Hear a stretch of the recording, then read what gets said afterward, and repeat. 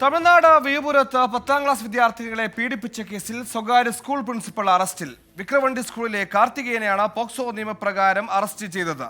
2 വിദ്യാർത്ഥികൾ നൽകിയ പരാതിയിലാണ് വനിതാ പോലീസ് കേസെടുത്ത് നടപടിയിലേക്ക് കടന്നത്.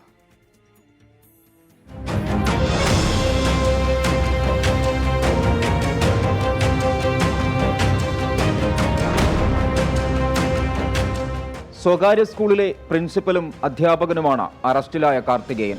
ക്ലാസ് സമയങ്ങളിലാണ് ഇയാൾ വിദ്യാർത്ഥിനികളോട് മോശമായി പെരുമാറാറെന്ന് പരാതിയിൽ പറയുന്നു. പുറത്തു പറഞ്ഞാൽ തോൽപ്പിക്കുമെന്ന് അധ്യാപകൻ ഭീഷണിപ്പെടുത്തിയതായും കുട്ടികൾ പറഞ്ഞു. സ്കൂളിലെ നിരവധി വിദ്യാർത്ഥിനികൾക്ക് ഇയാളിൽ നിന്ന് ദുരനുഭവം ഉണ്ടായിട്ടുണ്ട്. എന്നാൽ ഭീഷണി ഭയന്ന് ആരും പുറത്തു പറഞ്ഞില്ല. പീഡനം സഹിക്കവയ്യാതെയാണ് 2 പെൺകുട്ടികൾ രക്ഷിതാക്കളോട് വിവരം പറഞ്ഞത്.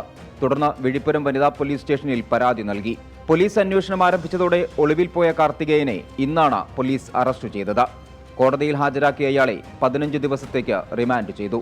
24 ചെന്നൈ.